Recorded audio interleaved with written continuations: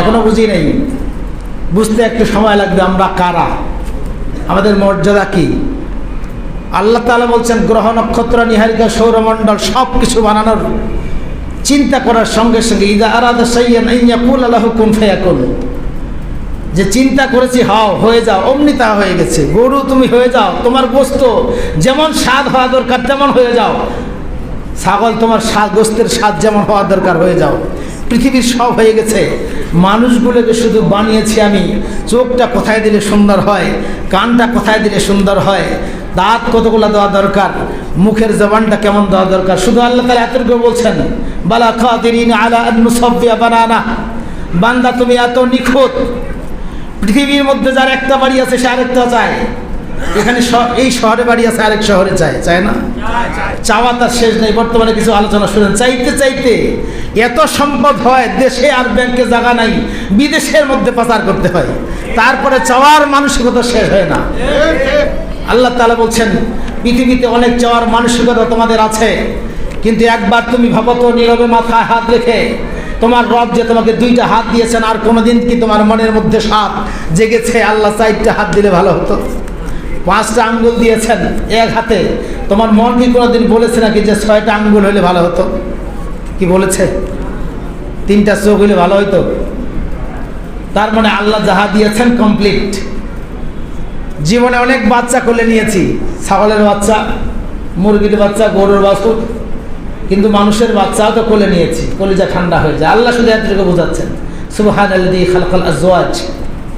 তোমার মনের মানুষকে নিয়ে যখন তুমি রাত পার করো, বান্দা এই যে আনন্দটা তুমি পাও, তোমার স্রষ্টাকে কোনোদিন শুকর জানিয়েছো তুমি? যার স্মৃতি তুমি সারা জীবন বহন করো, আমি কিভাবে বানিয়েছি যে কোলে জড়িয়ে নিলেই তোমার কলিজা ঠান্ডা হয়ে যায়। এই মানুষ তুমি, তোমাকে আমি কেন বানালাম? فأقم وجهك للدين القيم فطرة الله التي فطر الناس عليها لا تبديل لخلق الله ذلك الدين القيم। দুনিয়ার মানুষ, পৃথিবীর মধ্যে তুমি অনেক কিছু বানিয়েছো, যেই কারণে যেই জিনিসটি বানিয়েছো সেই জিনিসটি যদি ওই কাজে না লাগে তাহলে সেটা বেশি দিন আর লাস্টিং করে না। সাইকেল বানিয়েছি ঢেল বাড়ি পাথার বাড়ির জন্য না রাজপথের জন্য? মোটর সাইকেল আর যত গাড়ি আছে এইগুলোকে যদি এই রাস্তায় না দিয়ে যদি ঢেল বাড়ি পাথার বাড়ি পানিতে রওনা করা যায়, সেগুলো বেশি দিন লাস্টিং করবে না। এই মানুষগুলোকে বানিয়েছেন আল্লাহ রাব্বুল আলামিন কোরআনের জন্য। আলহামদুলিল্লাহ, কোরআনের জন্য বানিয়ে তার জবানটা এমন সুন্দর করে দিয়েছেন। আসলে এবার সূরা মুমিন থেকে একটি আয়াতের ব্যাখ্যা শুরু করে আমরা মূল আলোচনা চলে যাই। আল্লাহ রাব্বুল আলামিন বলছেন বিসমিল্লাহির রহমানির রহিম আল্লাযীনা ইয়াহমিলুনাল আরশা ওয়া মান হাওলাহু ইউসাব্বিহুনা বিহামদি রাব্বিহিম ওয়া ইস্তাগফিরুনা লিল্লাযীনা আমানু রাব্বানা ওয়াসি'আত কুল্লা শাইইন রাহমাতাও ওয়া ইলমা ফাগফির লিল্লাযীনা তাবু واتبعوا سبيلك وقهم عذاب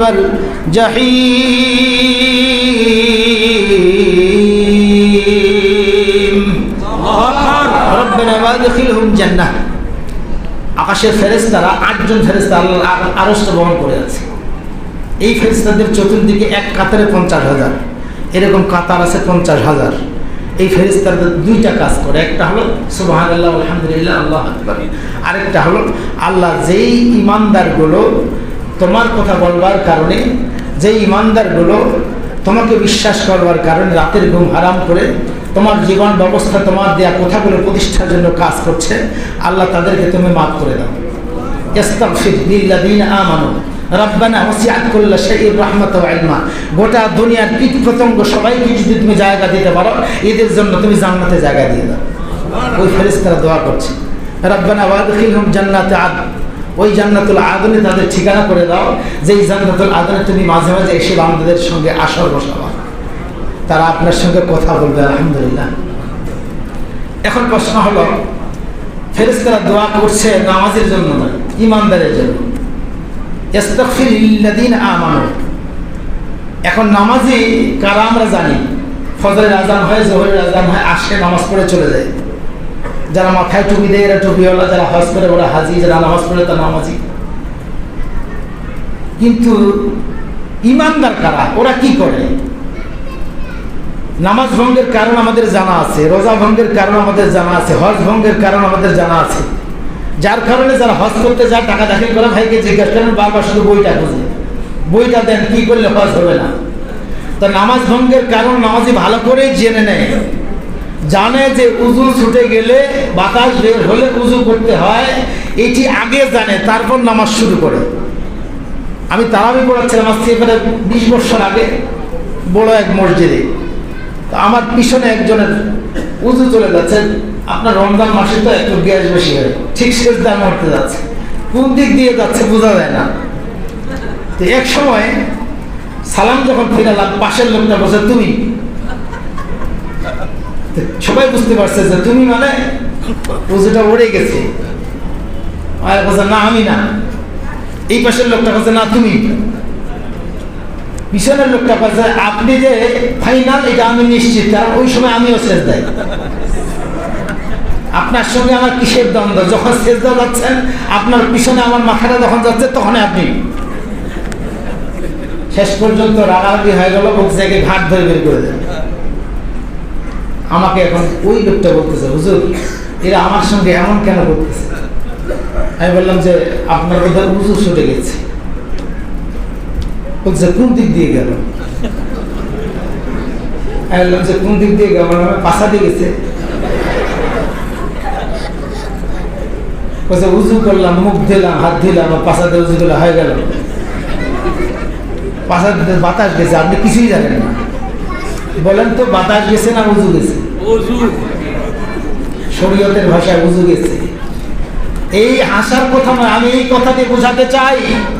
আল্লাহ রাব্বুল আলামিন বলছেন, যেই ব্যক্তিরা মানব রচিত মতবাদকে গ্রহণ করবার কারণে আল্লাহ দেয়া জীবন ব্যবস্থা বাদ দিয়েছে, সেই ব্যক্তিরা মানুষ রচিত বিধান গ্রহণ করবার কারণে তাদের ঈমান ছুটে চলে গেছে। অসংখ্য টুপিওয়ালা, অসংখ্য দাড়িওয়ালা, অসংখ্য ইমাম মুয়াজ্জিম আল্লাহ দেয়া জীবন ব্যবস্থা গ্রহণ না করে মনে করে যে এটা আমার ব্যক্তিগত ব্যাপার। আল্লাহ রাব্বুল আলামিন বলছেন যে তাদের ঈমান চলে গেছে। তাহলে নামাজ ভঙ্গের কারণ জানা যত জরুরি, ঈমান ভঙ্গের কারণ জানা তার থেকে বেশি জরুরি। ঠিক না বেঠিক? আর ঈমান ধ্বংস হয়ে গেলে সব বরবাদ। নামাজ পড়তেছিলাম, নামাজ আসরের নামাজ তখন শুরু করি নেই। একজন ব্যক্তি ফোন বাজছে, ফোনটা বাইর করে এখন কল রিসিভ করে নামাজ অবস্থায় বলতেছে যে আমি নামাজ পড়তেছি, বিরক্ত কেন করতেছ? আমি ওরই পাশে দাঁড়ায় আছি। আমি বলছি কি কথা বলতেছে কেন? ওর পাশের লোকটা এখন বলছে কোথায়, চুপ, তোমার নামাজ হবে না। ওর পাশের লোকটা বলছে তোমারও হবে না। ওর পাশের লোকটা বলছে যারা যারা কথা বলছো একটারও নামাজ হবে না, সবাই উজু করো। আমি দাঁড়িয়ে আছি, বিশ্বাস করেন সত্য কথা, ওই পাশ থেকে একটা লোক দেখতেছে ঘটনা কি, নামাজের সময় কথাবার্তা চলতেছে কেন। এখন আমি ওর দিকে যখন তাকাইছি, আমাকে হুজুর কি হয়েছে? আমি বললাম যে এখানে যা হয়েছে হয়েছে, তোমার কি হয়েছে? ও তখন নামাজ অবস্থা এইভাবে চলে আসছে আমার কাছে, এইভাবে আসে আমাকে এখন এইটাতে এরকম করছে, কি হয়েছে বলেন তো? আমি বলছি এরকম কেন করতেছে? বলছে আপনি তো এরকম ইশারা করলেন যে নামাজ পড়তে পড়তে কথা বলতে নাই, যে কথা বলতে নাই হাত দিয়ে গুতা যায় নাকি? তার মানে এই ব্যক্তি জানে না যে ওই ব্যক্তি মনে করে কথা বললেই বোধহয় ঈমান যায়, গুতাগুতি করলে ঈমান যায় না। আমার দেশে আল্লাহ দেয়া জীবন ব্যবস্থা প্রতিষ্ঠার কথা যারা বলে, এরা নিজের বাপের কথা বলে না, এরা নিজের দাদার কথা বলে না, এরা নিজের অন্য কোনো কারণে কথা বলে না, এরা আল্লাহ দেয়া জীবন ব্যবস্থা প্রতিষ্ঠার কথা বলে। এই কথা বলার অপরাধে আমার দেশের অনেক টুপিওয়ালা নামাজ দেখেন না, যখন বিপদ পড়ে তখন দাড়ি কাটে সব সব। এ কি আসলে দাঁড়িয়ে লোক? এ কি আসলে ইমানদার? কে সামান্য একটু জীবন বাঁচার জন্য দাড়িটা কাটে ফেলল? আস্তাগফিরুল্লাহ। মান সম্মান বাঁচবে তো নাকি? মনে রাখবেন, ঈমান ভঙ্গের কারণ আমাদের জানা দরকার। ওই ব্যক্তিটাকে বললাম আমি যে আপনারও নামাজ হয়নি, আপনি ওই দিক থেকে হাঁটে চলে আসলেন। তো আমাদের দেশে রোজা ভঙ্গের কারণ সবাই জানি, নামাজ ভঙ্গের কারণ সবাই জানি, কিন্তু ঈমান ভঙ্গের কারণ জানি না। আফাহাসিবাল্লাযীনা কাফারু আন ইয়াত্তাখিযু ইবাদি মিন দুনি আউলিয়া ইন্না আ'তাদনা জাহান্নামা লিল কাফিরিনা নুজুলা। যারা আল্লাহর দেয়া জীবন ব্যবস্থা বাদ দিয়ে মানব রচিত মতবাদ গ্রহণ করে, এদের জন্য জাহান্নামে আমি খাওয়া নাস্তা রেডি করে রেখেছি। এদের ঈমান ধ্বংস হয়ে গেছে। আল্লাহু আকবার। ওয়ালা আশরাকুল হাবিতা আমালুহুম। যারা শিরিক করে তাদের সব আমল বরবাদ। শিরিক কাকে বলা হয়? আল্লাহর সঙ্গে যাদের দ্বন্দ্ব। যে আলেমগুলো কথা বলে জাতির পিতা ইব্রাহিম, এটা কি নিজের বাপের কথা না আল্লাহর কথা? এই কথা বলবার অপরাধে একজন ব্যক্তির শতাধিক মামলা হয়, ঠিক না বেটি? এই কথা বলবার কারণে একাধারে 23 ঘন্টা আমার রিমান্ড হয়েছে। শুধু দাঁড়ানো অবস্থায় রিমান্ড নিয়েছে। এটা কি আমার বাপের কথা বলেছি? কেন? জাতির পিতা ইব্রাহিমকে বললে সমস্যাটা কোথায় বলেন? তার মানে আপনার জমির পাশে যদি আমার জমি থাকে তাহলে দ্বন্দ্ব আপনার সঙ্গে হবেই, আর আমার বাড়ির সঙ্গে যদি আপনার বাড়ি থাকে দ্বন্দ্ব আমার হওয়ারই কথা। তাহলে আমার জাতির পিতা ইব্রাহিমের সঙ্গে আপনার যদি আর কোনো জাতির পিতা থাকে তাহলে আপনার সঙ্গেই দ্বন্দ্বটা হবে। এই দ্বন্দ্বটা আমার আলেমের সঙ্গে নয়, এই দ্বন্দ্বটা কোনো উত্তীর্ণ নয়, এই দ্বন্দ্বটা আল্লামা সাইদির বিরুদ্ধে নয়, এই দ্বন্দ্ব সরাসরি আল্লাহ তাআলার বিরুদ্ধে। সুতরাং আল্লাহ তাআলা বুঝিয়ে দিয়েছেন। কি বললেন আল্লাহ তাআলা? আল্লাহ বললেন জাতির পিতা ইব্রাহিম, আমি বললাম জাতির পিতা আরেকজন। তাহলে জাতির পিতা শুধু এই যুগে ছিল, আছে না আগেও ছিল? নমরুদ যে জাতির পিতা দাবি করেছিল এটা জানেন কি? ফেরাউনও জাতির পিতা দাবি করেছিল। তো ওই যুগে আমি ইতিহাসটা এই জন্য বলছি যে নমরুদকে অন্য কোনোভাবে ধ্বংস করা যেত। আল্লাহ তাআলা ক্ষুদ্র মশা দিয়ে এই মশাকে বের করবার জন্য জুতার বাড়ি দিয়ে মশাটাকে বের করবার ব্যবস্থা করলেন। জানেন তো হুজুর, জুতা বানানো হয়েছে মাথায় বাড়ি দেওয়ার জন্য। ওই জুতাতে বাড়ি না দিলে মাথার ব্যথা, মাথার কামড়ানি ঠান্ডা হয় না। আল্লাহ তো অন্য ব্যবস্থা করতে পারতেন। দুইটা জিনিস এখানে বুঝালেন যে আল্লাহর সঙ্গে যাদের দ্বন্দ্ব তাদেরকে আল্লাহ রাব্বুল আলামিন বড় কোনো মানুষকে, কোনো শাসককে, কোনো শক্তিমান ব্যক্তি দিয়ে তাদেরকে ধরেন না। আল্লাহ তাআলা সরাসরি তার সৈন্যবাহিনী মশা মাছি দিয়ে, ক্ষুদ্র প্রাণী দিয়ে, ছোট্ট শিশু দিয়ে তাদেরকে ওই ফেনার মতো ভাসিয়ে দিয়ে দেন। আটকেবার কোনো ক্ষমতা তাদের নেই। দুই নম্বর হলো আল্লাহ দেয়া জাতির পিতা ইব্রাহিম আলাইহিস সালামকে আল্লাহ তাআলা জাতির পিতা বানালেন। এইখানে যদি অন্য কেউ জাতির পিতা আরেকজনকে বানায় তাহলে তোমরা জেনে রেখো, ওর মাথায় যেমন জুতার বাড়ি পড়েছে, ওই ভবিষ্যতে ওই জুতা অপেক্ষা করতেছে তোমাদের জন্য। বেজার হচ্ছেন? আলহামদুলিল্লাহ। আসল মূল আলোচনা আসা যাক।